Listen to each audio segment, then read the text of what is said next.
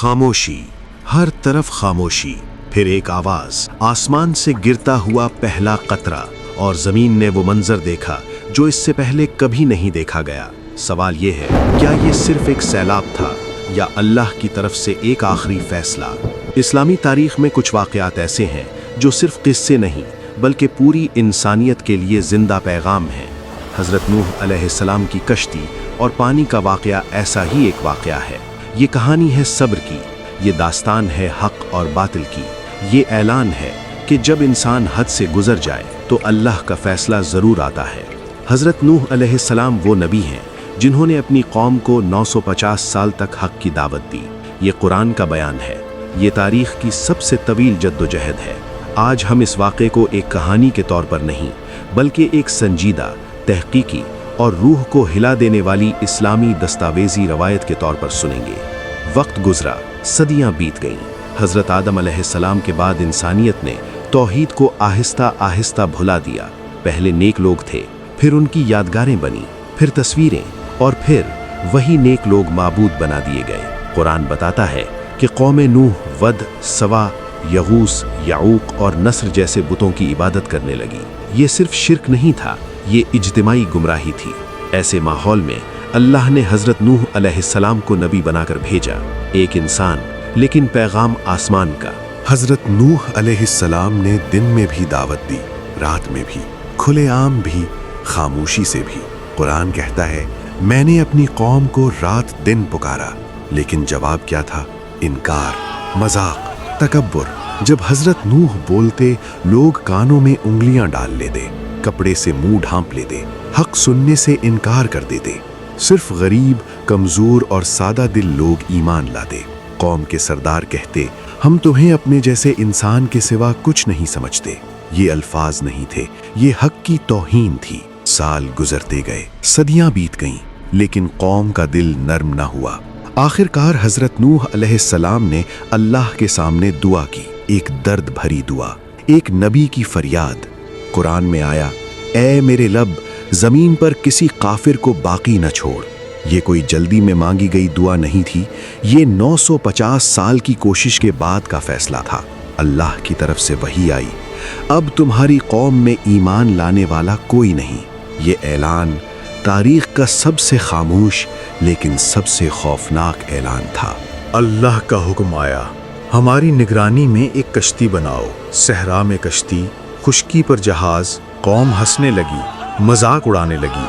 हज़रत नूह अलैहिस्सलाम खामोशी से लकड़ी काटते रहे, कील लगाते रहे, अल्लाह के हुक्म पर यकीन रखते रहे। कुरान कहता है, जब लोग मजाक करते, नूह कहते, आज तुम हंस रहे हो, कल हम हंसेंगे। ये कश्ती सिर्फ लकड़ी का ढांचा नहीं थी, ये ईमान और नाफरमानी के दरमियान एक हद थी। कश्ती तैयार होती गई, एक मजबूत, बुलंद, 3 मंजिला अजीम कश्ती, जिसे अल्लाह ने खुद हिफाजत का वादा दिया था। एक दिन कुदरत ने वो निशानियां दिखाना शुरू कर दी जिनकी तरफ अल्लाह ने इशारा किया था। ज़मीन से पानी फूटना शुरू हुआ, पहाड़ों की दरारों से, सायों वाली जगहों से, हत्ता के घरों के नीचे से चश्मे उबल पड़े।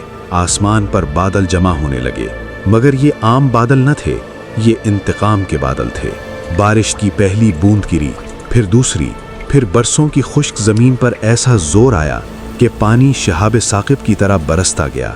हज़रत नूह अलैहिस्सलाम ने ईमान वालों को बुलाया, कश्ती में सवार हो जाओ, अल्लाह का हुक्म आ चुका है। लोग दौड़ते आए, ख़वातीन, बच्चे, बूढ़े, वो सब जो अल्लाह पर ईमान लाए थे। फिर नूह ने अल्लाह के हुक्म से हर जानवर का एक जोड़ा कश्ती में दाखिल करवाया। ये अल्लाह की मशीयत थी ताकि तूफान के बाद जिंदगी बाकी रह सके। कश्ती भर गई, दरवाज़ा बंद हुआ और अजाब अपनी पूरी शिद्दत से उतर आया। बारिश अब आम बारिश नहीं थी, ये आसमान की टूटती हुई दीवारें थीं। पहाड़ गायब हो रहे थे, दरख्त उखड़ रहे थे, घरों की बुनियादें पानी में बह रही थीं। कौम नूह का गुरूर, उसका मजाक, उसका तकब्बुर सब पानी की लपेट में आ गया। उनमें वो भी थे जो आखिरी लम्हे पहाड़ों की तरफ भागे, कहते थे, हम पहाड़ की चोटी पर चढ़ जाएंगे, बच जाएंगे।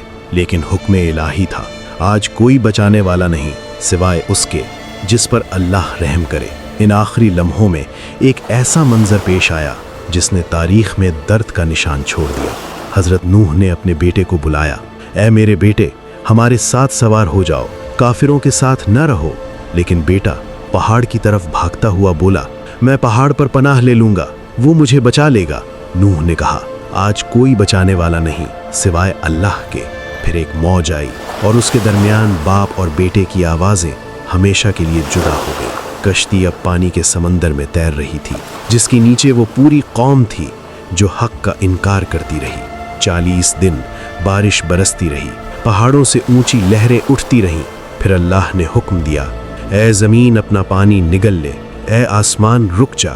پانی اترنے لگا، بادل چھٹنے لگے، زمین نے سکون لینا شروع کیا، اور پھر کشتی ایک بلند پہاڑ پر آ کر ٹھہر گئی۔ قرآن کہتا ہے، کشتی جودی کے پہاڑ پر رک گئی۔ کشتی کا دروازہ کھلا، ایمان والوں نے سجدہ کیا، ہوا میں تازگی تھی، زمین پر خاموشی، اور زندگی کا ایک نیا آغاز ان کا منتظر تھا۔ یہ وہ لمحہ تھا جب انسانیت دوسری بار پھیلنے والی تھی، اطاعت گزار لوگوں کے ذریعے۔ حضرت نوح علیہ السلام کی کہانی صرف ایک سیلاب کی کہانی نہیں، یہ ایک آئینہ ہے۔ یہ ہمیں بتاتی ہے کہ حق اکثریت سے نہیں پہچانا جاتا، صبر ہمیشہ آزمائش مانگتا ہے۔ اللہ کا وعدہ سچا ہے، آج بھی انسان وہی غلطی کر رہا ہے، انکار، تکبر، غفلت۔ سوال یہ نہیں کہ سیلاب آئے گا یا نہیں، سوال یہ ہے کہ ہم کشتی میں ہیں یا باہر۔